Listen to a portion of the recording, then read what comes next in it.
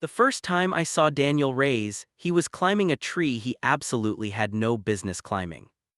It was the summer before 7th grade. My family had just moved to Maplewood, a quiet leaf-covered suburb outside of Columbus, Ohio, and I was sitting on our porch steps, deeply unimpressed by everything around me. The neighborhood was too green, too perfect, too achingly ordinary. I missed the noise of our old apartment in Cincinnati. I missed the smell of the Vietnamese restaurant below us. I missed having a life. And then there was this boy, this ridiculous, wild-eyed boy halfway up the old oak tree in the yard next door, holding a kite string in one hand and a melting popsicle in the other, completely unaware that the branch beneath his sneaker was cracking. "Hey," I shouted before I even thought about it, "that branch is going to break." He looked down at me, he looked at his sneaker, he looked back at me.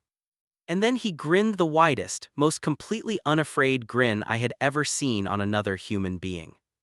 "I know," he said, "that's the fun part." The branch broke, he fell. He landed in a heap in the grass below, the popsicle flying one direction and the kite sailing another, and for one horrifying second I thought I'd just watched a boy die in front of me on my first day in this neighborhood. Then he sat up, looked at the popsicle melting in the dirt and said, "Aw man, it was cherry."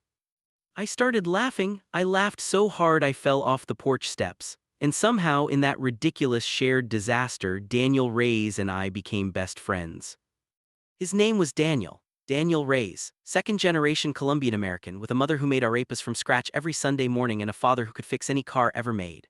He had dark eyes that caught light like polished wood, messy black hair that never seemed to sit flat no matter what he did to it, and a laugh that came from somewhere deep, a full-body thing that made everyone in the room want to join in even if they didn't know the joke. He was, from the very first moment, the most alive person I had ever met. My name is Ethan Cole, and this is the story of how I almost lost him, and how, in the ruins of everything I thought I understood, I found the truest version of myself. We grew up side by side in the way that only childhood best friends can, completely, recklessly, with the kind of total faith in each other that adults forget is even possible. We built forts in his backyard and stayed up all night reading comic books with flashlights. We failed our first algebra test together and celebrated getting C's on the makeup exam like we'd won the Olympics. We had our first beers sitting on the roof of his garage at 15, and we stared at the stars and talked about everything we were going to do with our lives.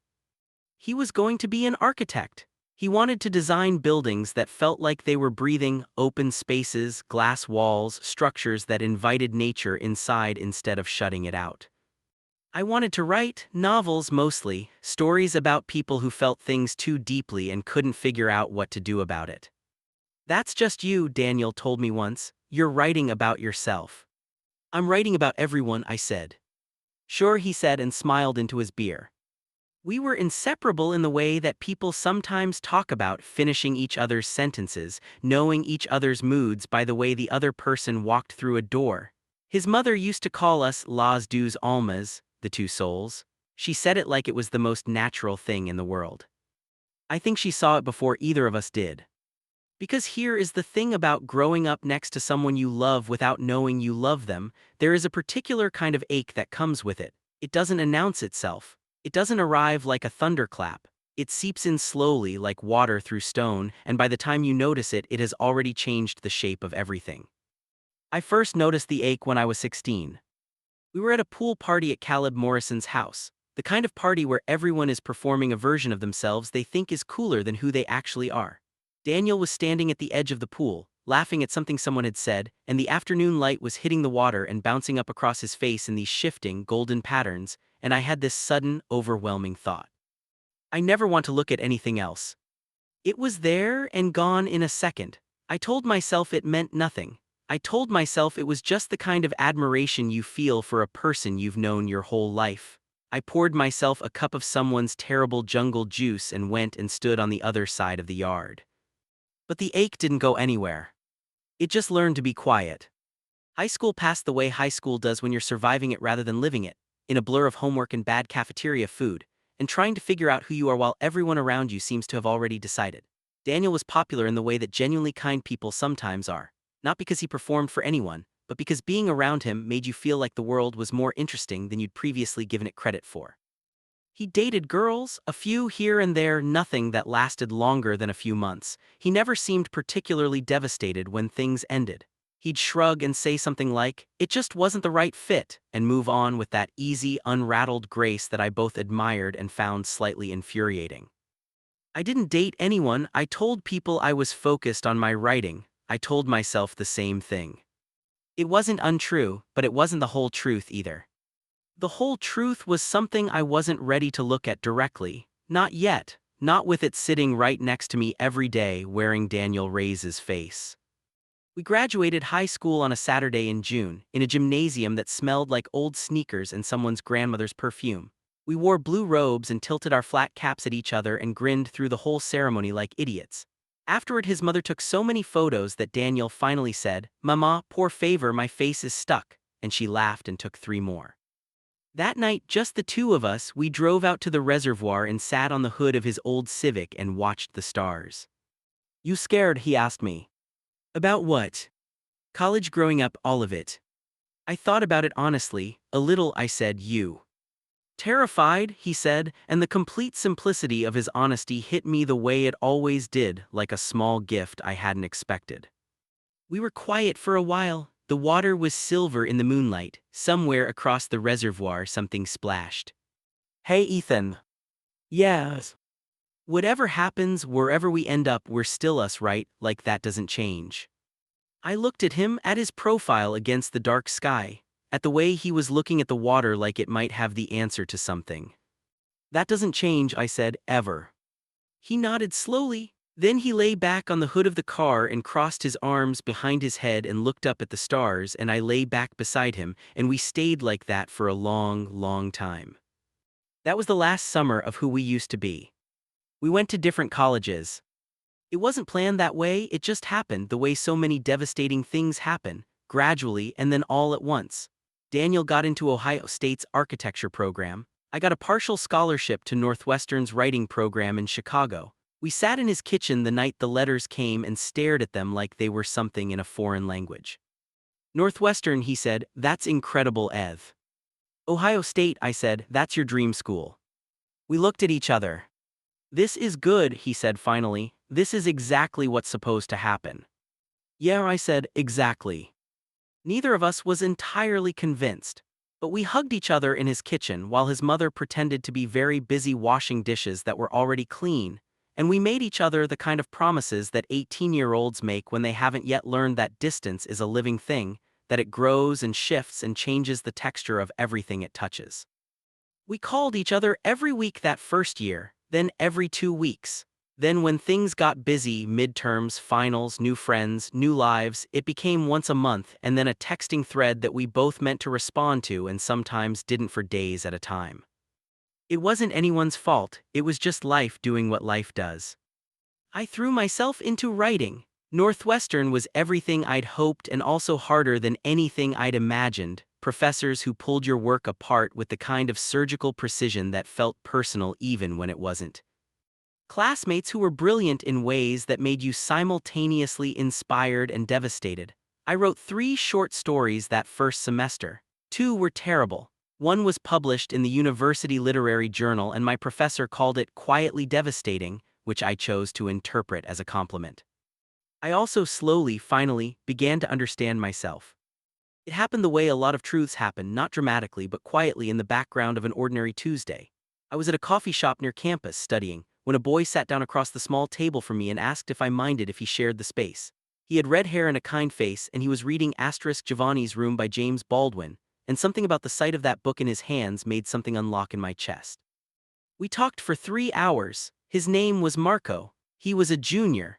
He was the first openly gay person I'd ever had a real conversation with, and he talked about it the way he talked about everything, casually, matter-of-factly, like it was the least interesting thing about him, even though it was the thing I couldn't stop thinking about. At the end of the conversation, he closed his book and looked at me and said, "You know, you don't have to figure it all out at once. You just have to be honest with yourself about what you feel." I walked back to my dorm in the cold Chicago evening and sat on the edge of my bed for a long time. I thought about the pool party, about the light on the water, about a boy standing at the edge and laughing, and a thought I'd spent 4 years burying under everything else. I never want to look at anything else. I sat with it, really sat with it for the first time. let it take up space without immediately trying to explain it away. And I felt beneath the fear, beneath the confusion, something else entirely. Relief. I didn't tell Daniel, I didn't tell anyone for a while. I came out to myself on a Tuesday in November in a dorm room in Chicago, quietly and without ceremony. I came out to my roommate in December. I came out to my parents over winter break, sitting at the kitchen table with a cup of tea I didn't drink, my voice steadier than I expected it to be. My mother cried, but they were the right kind of tears. My father was quiet for a long time, and then he said, "You're still my son," and that was enough. I came out to Daniel over FaceTime in January of our sophomore year. He was in his apartment in Columbus, sitting on the floor with his back against the couch, eating cereal even though it was 9 o'clock at night. "There's something I've been wanting to tell you," I said. "Okay," he put the cereal bowl down. He was always present like that, completely, fully there when you needed him. "I'm gay." He looked at me for a second, just 1 second, and then he said, "Okay, yeah, thank you for telling me." "That's it." "What did you want me to say?" "I don't know, something more." He thought about it. "Okay, more, I love you, you're my best friend, this changes exactly nothing, and also I maybe sort of suspected since that pool party at Caleb Morrison's sophomore year."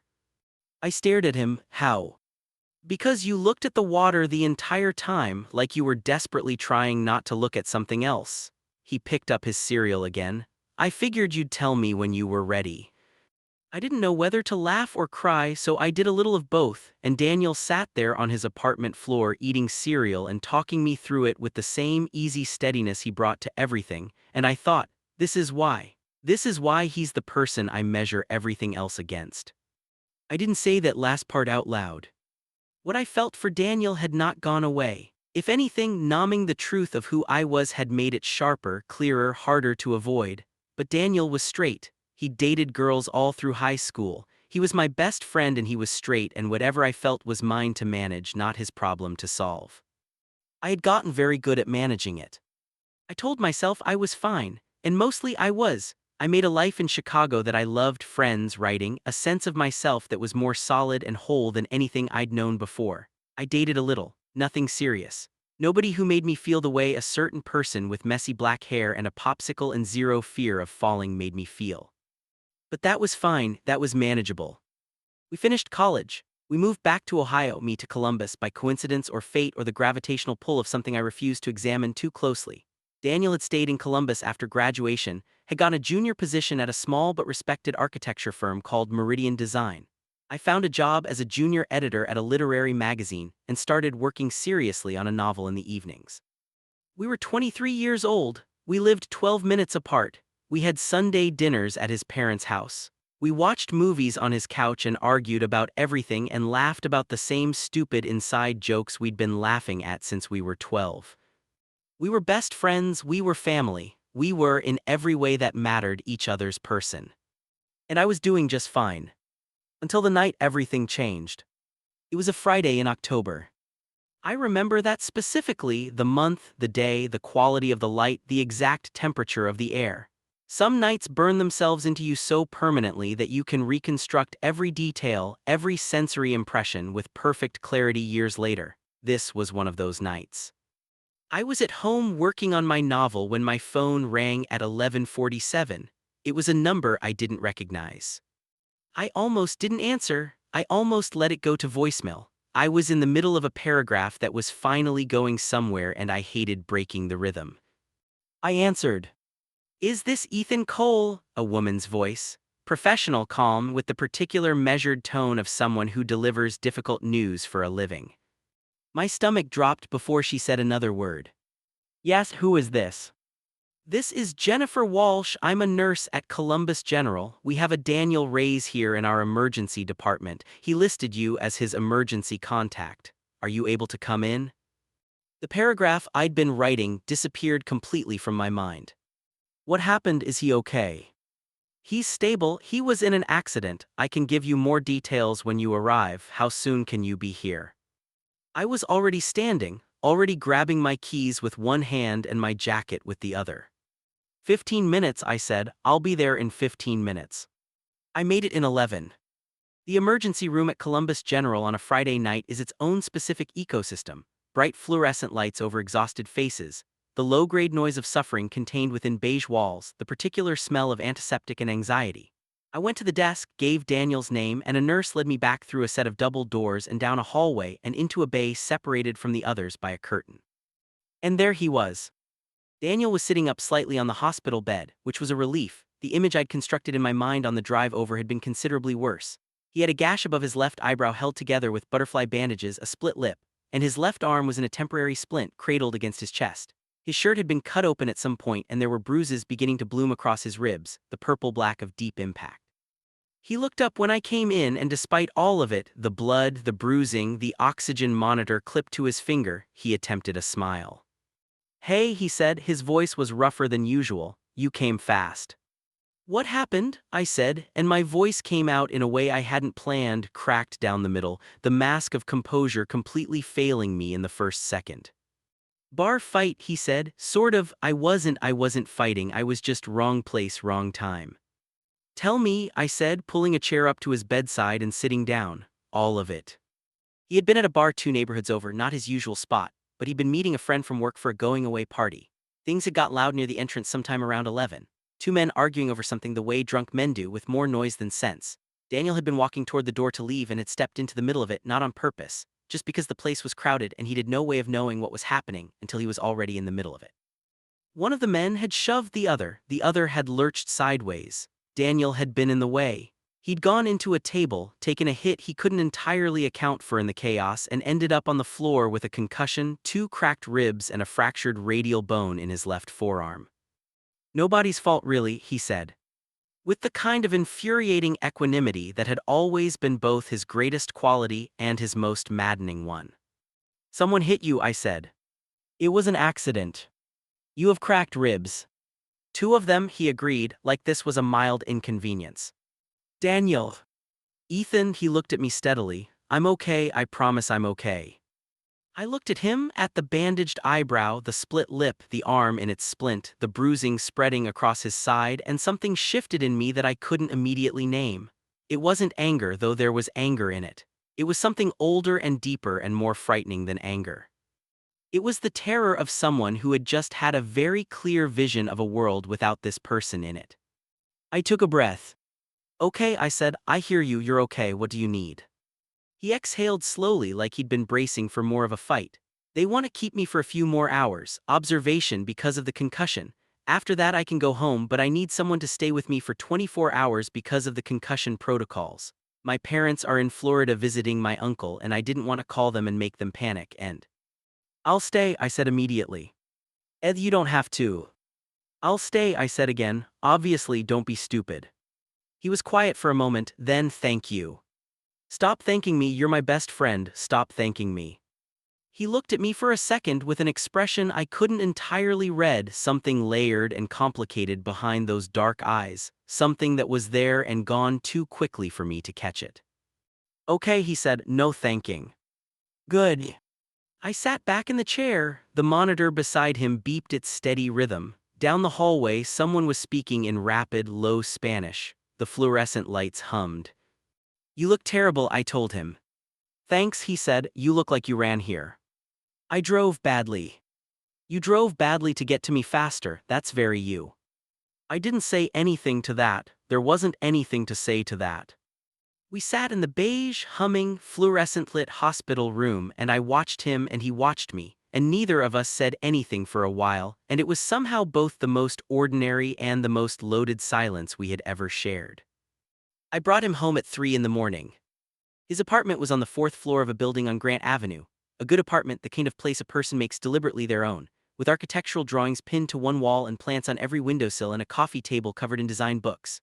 I had spent enough time there to know it like my own space. I knew which drawer the takeout menus were in. I knew the quirk of the bathroom faucet. I knew that he kept an extra blanket in the closet because he ran cold in the fall. Getting him up the stairs was slow and careful. His ribs made the elevator buttons a challenge, and I'd had to press the button for him while he leaned against the wall and pretended he wasn't breathing carefully. I helped him out of the remnants of his cut-open shirt and into a clean one, which he'd tried to do himself first, and then conceded defeat on when raising his right arm past a certain angle sent a shock of pain across his face he couldn't hide. "I've got it," I said, and helped him work the shirt down over his arms and across his shoulders, trying to be efficient and practical about it, trying not to think about how close we were standing or how warm he was beneath my hands or how exposed and human he looked sitting on the edge of his bed with his bruised ribs and his bandaged face. I succeeded mostly. "Thank you," he said. I said, "Stop thanking me. What if I really mean it? Then mean it quietly." He laughed and then winced, because laughing with cracked ribs is its own particular punishment. I got him settled on the couch rather than the bed, easier to keep him elevated, easier to monitor him through the night. I made tea, because I didn't know what else to do with my hands, and found a bag of frozen peas for the bruising on his ribs and dug out the extra blanket from the closet and draped it over him. He watched me do all of this with an expression that I kept not quite catching. "You're going to wear a groove in the floor," he said. "I'm not packing," I said. "You've been to the kitchen 4 times. I've been getting things. You've been not sitting still." I sat down in the armchair across from the couch. He was right. I was doing the thing I always did when I was frightened, the aggressive practical activity, the managing and organizing and doing anything to avoid simply sitting with the feeling. "Tell me something," he said. "What?" "Anything. Tell me about what you were writing when I called." So I told him about my novel, about the chapter I'd been in the middle of, 2 people in a kitchen at 2 in the morning, saying everything except the most important things.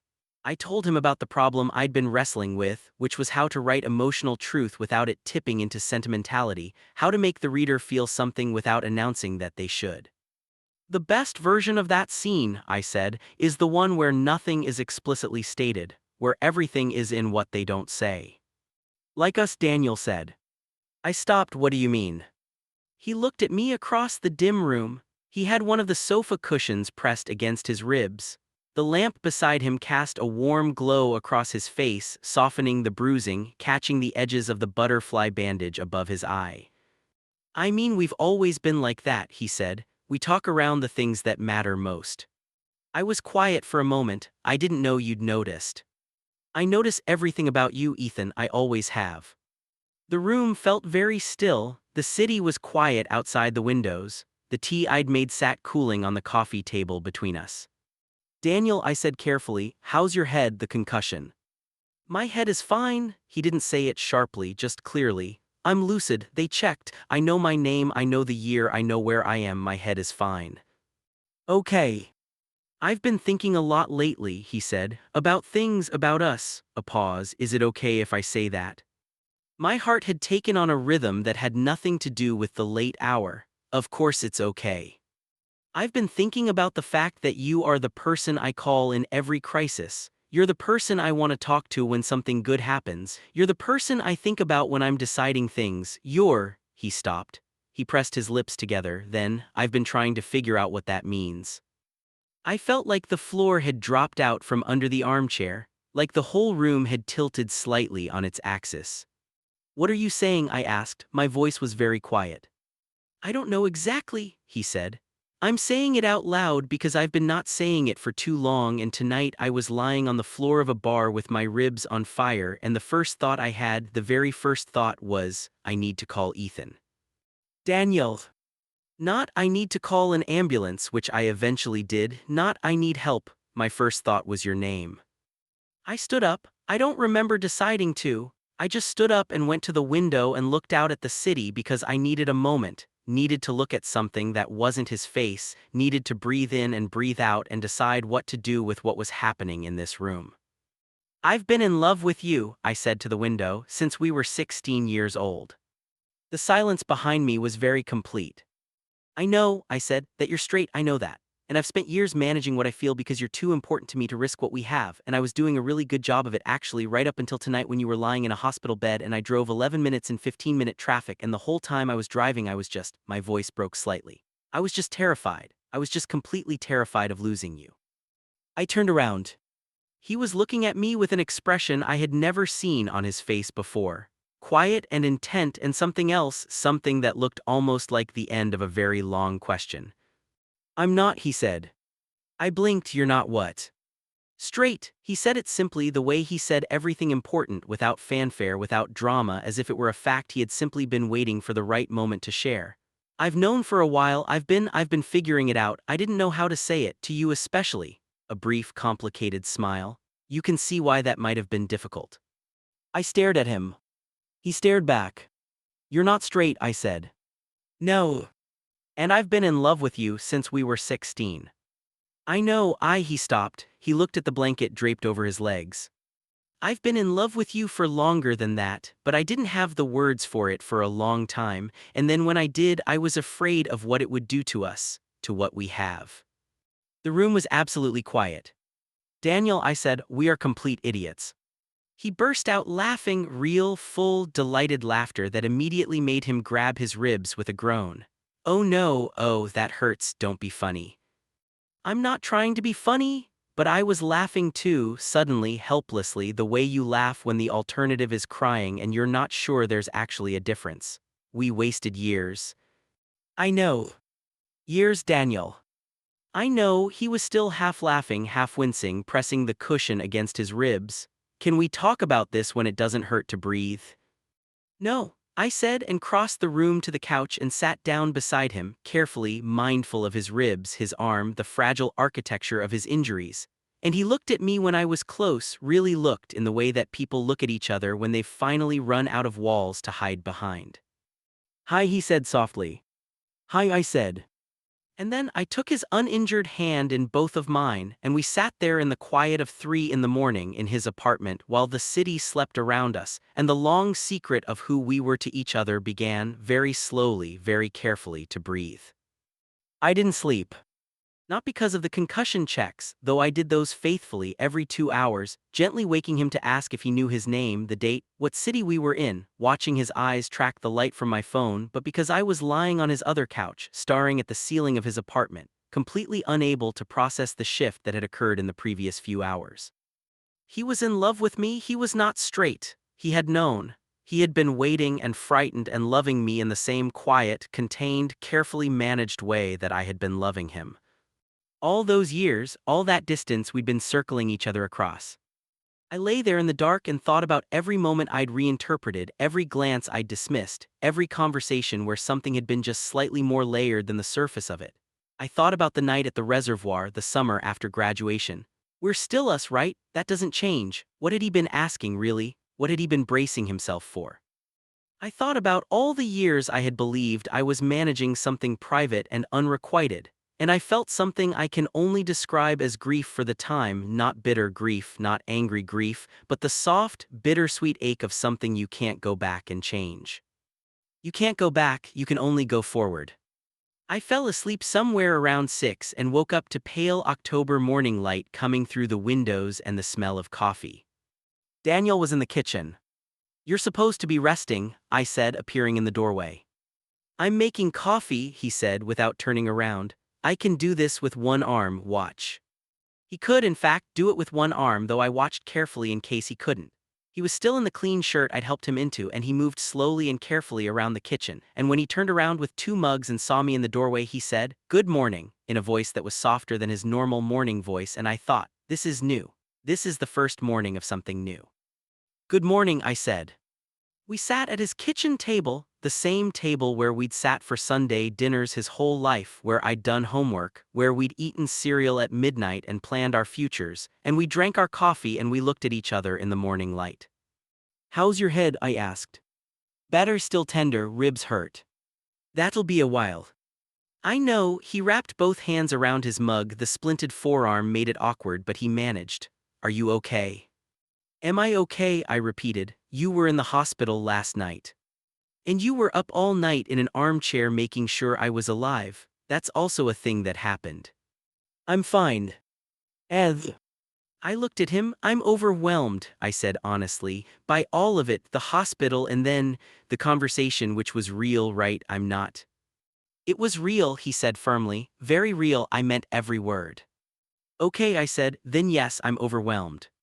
Me too, he said, but in a good way, mostly. He paused. Is it okay that I'm not, that I don't have a neat explanation for it, for what I feel or what I am or all of it, because I've been figuring this out and I don't have a perfect answer? Nobody has a perfect answer, I said. I spent a year and a half of college figuring myself out and I still don't have all the answers. When did you know, for certain, I mean? I told him about the coffee shop, about Marco and Giovanni's room and the conversation that had been an unlocking. He listened the way he always listened, completely with his full attention without interrupting. And you came home from that and just knew, he said. Not immediately, but I let myself sit with it, really sit with it instead of looking away. I looked at him over my coffee mug. That's the part that matters, letting yourself actually look at what you feel. He was quiet for a moment. I'm not good at that, he said. I'm good at other things, I'm not good at sitting with feelings. I know, I said, you're a doer, you manage through action. Says the person who spent 3 hours reorganizing someone else's medicine cabinet at 11 in the morning because he was anxious. I found an expired prescription from 2019. You reorganized my cabinet, Ethan. The point is, I said, and he smiled, and it was his real smile, the one that reached his eyes, the one that had been there since we were 12 years old, and something settled in me that had been unsettled for a very long time. He stayed on the couch for 3 days. I stayed with him for all 3. I called in sick to work, or not sick exactly. I explained the situation to my editor, who was a reasonable human being who said, take the time you need, and I did. I worked on my laptop at Daniel's kitchen table in the mornings and made food that he could eat one-handed, and argued with him about which movies to watch, and changed the ice packs on his ribs, and in the evenings we talked. We talked the way we hadn't talked since we were kids, really talked, with nothing held back, without the careful management of what was safe to say. We talked about the years apart. About the ache I'd carried through college and the confusion he'd been sitting with longer, he said, than I'd realized. I think I've known since we were maybe 14, he told me on the second evening from his end of the couch, the blanket over his legs and his coffee on the table. But I didn't have a framework for it. My family is Catholic, they're not the kind of Catholic that would, but it wasn't something that was talked about. I didn't have a reference point, so I just sort of filed it away. Filed it away, I said. Figure this out later. For 9 years. I'm a slow processor. You design entire buildings.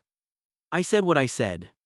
I laughed. What made you start thinking about it more recently? He was quiet for a moment. He looked at his splinted arm, the bruising on his ribs, the middle distance. Honestly, a project at work. I was designing a community center and the client, this nonprofit, they work with LGBTQ youth. And I was spending a lot of time with them, learning what they needed, what kind of space would serve them, and he stopped. It was the first time in my professional life that I was in a space where the conversation was just normal. Where people talked about it like it was the most ordinary thing, and I realized I'd been holding my breath around this topic for my whole life, and I could just breathe. I thought about Marco in the coffee shop, the way he talked about it like it was the least interesting thing about him. What a thing, I said, to need someone to show you that it's ordinary, to show you it's survivable. Yeah, he looked at me, and then I started thinking, really thinking about my life, about the people in it, about you, he paused, about what I actually wanted. And I kept arriving at the same answer, he said it simply without performance. Every time, same answer. I looked at him. The lamp was on behind him, the soft evening light through the windows. His bruises were fading slightly, the cut above his eye healing. He looked like himself, tired, a little battered, but himself, the person I had known for my entire life. I've been so afraid, I said, of ruining what we are. I know, me too. Because what we have is, I tried to find the words, it's the most important relationship in my life. You are the most important person in my life, and the idea of chasing something and losing that in the process. I know, he said again, I've thought about that too, but Ethan, he leaned forward slightly, careful of his ribs. What we have doesn't stop existing, we don't stop being best friends, that's not something that goes away, we just, he searched for the word, we add to it, we don't replace it. You say that with a lot of confidence. Because I know us, he said, I know you, and I know that whatever we build it the way we've always built things, by being honest and being careful and not giving up on each other. I was quiet for a long moment. I love you, I said. It was the first time I'd said it exactly like that, not I've been in love with you, but just, I love you, simple and direct. I love you too, he said. I always have, it just took me longer to understand what kind. We looked at each other across the small distance of the couch. Okay, I said finally, okay, we're doing this. We're doing this, he agreed. What does that mean exactly? What does that look like? I have no idea, he said, but I'd really like to find out. For the first time in a long time, the first time in years maybe, I felt something move in me that wasn't caution or management or careful containment. It was something lighter, something forward-facing. Something that felt like the beginning of something rather than the continuation of a thing I'd been trying to hold at arm's length. Okay, I said and moved carefully to his end of the couch and leaned my head against his uninjured shoulder, and he very carefully, mindful of the ribs, put his arm around me, and we sat there in the quiet of the apartment while the city moved outside the windows. This is nice, he said after a while. Yeah, I said, it really is. The weeks that followed were not a fairy tale. I want to be honest about that. I want to tell this story accurately because the version that is only the beautiful parts isn't really a story, it's a highlight reel, and those things look complete from the outside but leave out everything that made the moment possible. The weight, the uncertainty, the conversations that didn't go smoothly. There were a lot of those. Daniel was figuring himself out in real time, and I was trying to be patient and supportive and also honest about what I needed, and those things sometimes pulled in different directions. There were evenings when I could see him sitting with something he hadn't yet found words for, struggling with the gap between what he felt and what he knew how to say. There were conversations that went sideways that ended in both of us staring at different walls, not angry exactly, but tangled up in the particular difficulty of two people who are both figuring something out at the same time. He came out to his parents in November. His mother cried, his father was silent for a long time, then his father asked quietly if Daniel was happy. And Daniel said yes, he thought so, he was getting there. And his father nodded and reached across the table and put his hand on Daniel's arm and said, Entonces eso es lo único que importa. Then that's the only thing that matters. His mother stopped crying and started asking questions. She had many questions. By the end of the evening she was asking when she was going to meet whoever Daniel was seeing, and Daniel said, Mama, it's complicated. And she said, what's complicated? I've known Ethan since he was 12 years old, and the entire room went quiet. Daniel called me at 10 o'clock that night. She knows, he said. I gathered, I said, your mother is very perceptive. She said, and I'm quoting, Las dos almas, Daniel, I have been saying this for 15 years. I sat with that for a moment, the two souls, 15 years. What did you say? I asked. I said I was sorry it took me so long to figure it out. A pause. She said there was nothing to be sorry for. She said some things take time and the important thing is to arrive. I pressed my fingers against the bridge of my nose and breathed. She wants you to come to Sunday dinner, Daniel said. She's making arepas. She always makes arepas. She's making extra, the good ones with cheese. I'll be there, I said. Navigating the new territory of us was in some ways the most difficult and the most natural thing I had ever done simultaneously. Natural because we already knew each other completely, there was no performance, no constructed first impression version of ourselves to maintain. We had already seen each other at every low point and every high point, knew each other's irritating habits and anxious patterns and specific comedic sensibilities. We had history, and history makes a remarkably solid foundation. Difficult because we were also genuinely new to each other in this specific way. Because Daniel was new to all of this, and sometimes that meant moving at a pace that felt slow to me even as I understood why it was the right pace. Because learning to be with a person as a partner when you already know them as a friend requires a deliberate, conscious recalibration. You have to unlearn some reflexes and build new ones without erasing the old architecture. We fought once, badly, about something that on the surface was about a dinner reservation and was actually about communication styles and unspoken expectations, and the particular challenge of being in love with your best friend when being in love requires a different kind of honesty than friendship does. It was on a cold February evening. We'd planned to go to a restaurant for what I'd been mentally calling our first real date, which was already a loaded concept, and he'd gotten caught up at work and called to cancel 20 minutes before we were supposed to leave, and I'd said it's fine in a voice that clearly communicated the opposite of fine. We argued about it that night. Him saying he'd apologized, me saying an apology doesn't undo a pattern, him saying what pattern, and then the real thing emerging slowly from beneath all of it. That I had spent years being careful not to ask for too much, and now that I'd let myself want something, being told it was being rescheduled felt, disproportionately I knew, but genuinely like something was being taken away. We sat with that for a long time. I didn't know, he said finally, I didn't know that's what it felt like.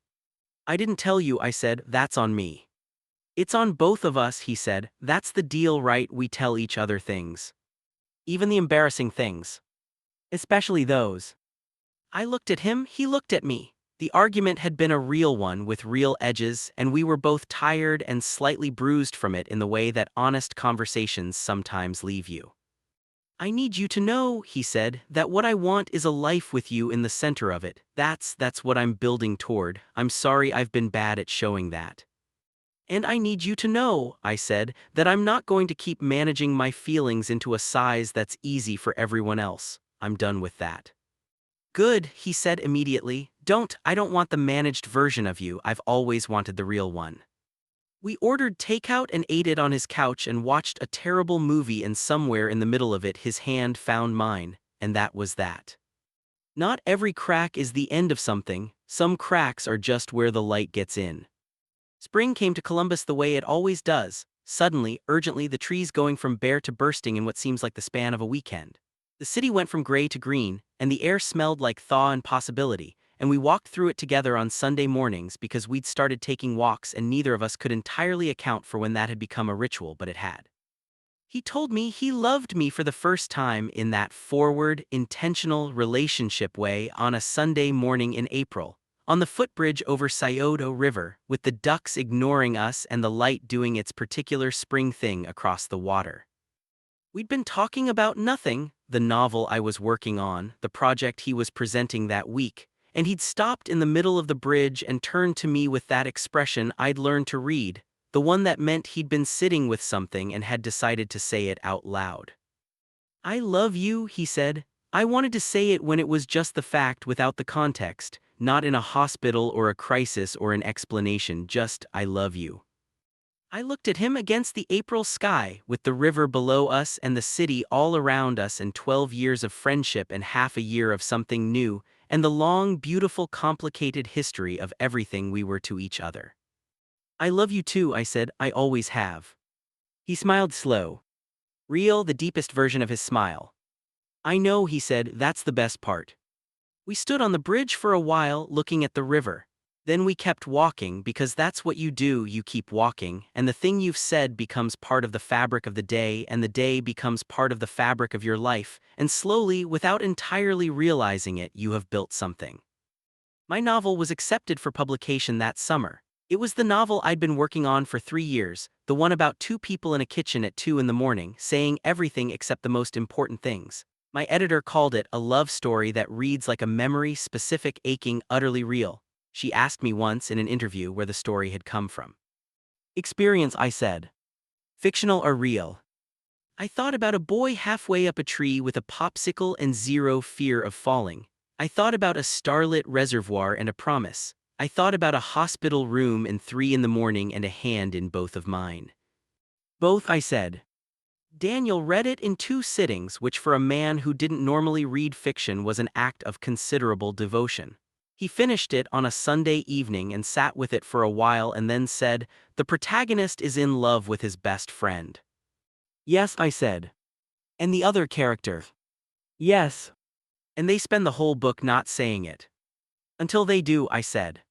He was quiet. He set the book down on the coffee table. He looked at me for a long moment. You dedicated it to me, he said. You dedicated it to Dr. Of course I did, I said. He got up from the chair. He crossed the room to the couch where I was sitting.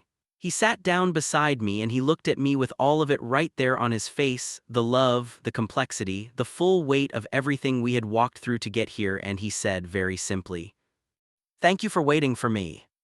I shook my head. I wasn't waiting, I said. I was living my life. We were both living our lives. This, what we have, it grew up alongside everything else. That's why it's real. He was quiet for a moment.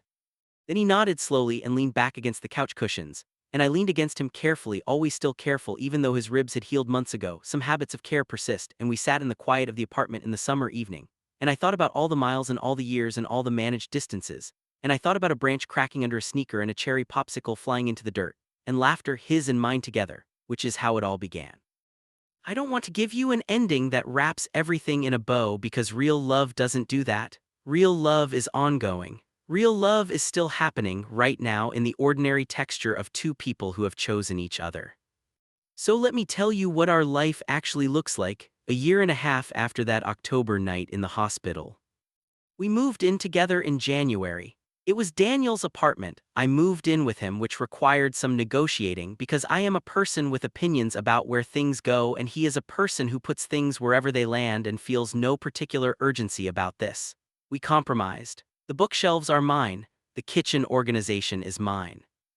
The entire rest of the apartment is his, which means there are architectural drawings on the walls and plants on every surface and a beautiful mess that I have learned to read as comfort rather than chaos.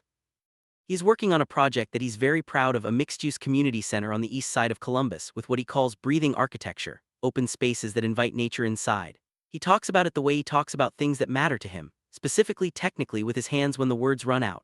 I have learned more about structural load distribution and passive solar design than I ever expected to know. I find I don't mind. I am working on my second novel. It's going more slowly than the first because second novels always do, because the second time you know exactly how hard it is and knowledge is its own obstacle. My editor says this is normal. Daniel says I am my own worst critic. Both of these things are true. We still have Sunday dinners at his parents' house. His mother makes arepas and asks when we're going to give her grandchildren, which is a conversation we have deferred approximately 14 times and will apparently need to continue deferring. His father asks Daniel about work and asks me about writing and treats both of these questions with the same focused seriousness, which I love about him. We still drive out to the reservoir sometimes. Not often. Adult life is full and loud in ways that childhood life wasn't, but sometimes on a clear night we go out and sit on the hood of Daniel's new car. He finally replaced the Civic, and look at the stars. We don't make the same kinds of promises we used to make because we've learned that the important things don't need to be promised, they're already true. We fight sometimes about stupid things and occasionally about real things. We've gotten better at knowing the difference. We've gotten better at saying I need this and I felt that, and can we come back to this without one of us going quiet and the other one filling the silence with busy motion. He is still the most alive person I have ever met. He is still the person whose laugh makes everyone in the room want to join in. He is still the person I think about when I'm deciding things, the person I call when something good happens, the person who stands at the edge and grins before the fall. He is also the person who leaves his shoes in the middle of the floor and runs cold and steals the blanket, and needs 20 minutes to become human in the morning and cannot for the life of him put things back where they came from. He is an actual, ordinary person with the whole complicated reality of a person, and I love him completely. Epilogue. What I know now. People ask me sometimes, friends, colleagues, occasionally interview hosts, what the book is about. I tell them it's a love story. They usually follow up with something like, what kind? I've started saying the real kind. Not the kind that announces itself with grand gestures and cinematic moments, though we've had a few of those. The kind that grows up quietly inside an ordinary life that weaves itself into the fabric of who you are before you even know what to call it. The kind that survives distance and silence and years of careful management, and a night in an emergency room and 3 days on a couch and arguments about dinner reservations and all the conversations you have at 2 in the morning when you finally run out of walls. The kind that changes you. I'm not the same person I was before October of that year. Not because something bad happened and I was reshaped by trauma, his injuries healed, we both emerged intact. But because love, when you finally stop managing it and let it be what it is, does something to a person. It opens you up. It makes you braver and more honest and more willing to stay in the difficult conversations until they resolve into something real. I used to write about people who felt things too deeply and couldn't figure out what to do about it. I still write about those people, but I understand them better now. I understand that the thing they're searching for, the thing we're all searching for in one way or another, is not the absence of the ache. It's the courage to let someone see it, to show them the thing you've been carrying and to have them say, I see it, I've got you, let's carry it together. Daniel once said to me on the footbridge over the Scioto that he loved me when it was just the fact, without the context. Here is the fact without the context. I love him. I have loved him for a very long time. I will love him for the rest of my life. And the rest is just details, the beautiful, ordinary, complicated, irreplaceable details of a life we are building together, one Sunday morning at a time. If any part of this story felt familiar, if you recognized yourself in the quiet ache of loving someone you couldn't yet name, in the years of careful management, in the waiting for the right moment that keeps not arriving, I want to say, you are not alone. You are allowed to take time, you are allowed to figure it out slowly. You are allowed to be kind to the version of yourself that wasn't ready yet. And when you're ready, I hope you find your bridge over the river. I hope you find someone who makes the world more interesting than you'd previously given it credit for. I hope you arrive. If this story moved you, please like, subscribe, and share it with someone who might need to hear it. Your support means the world and helps stories like this reach the people who need them most. See you in the next one, Blue Heart.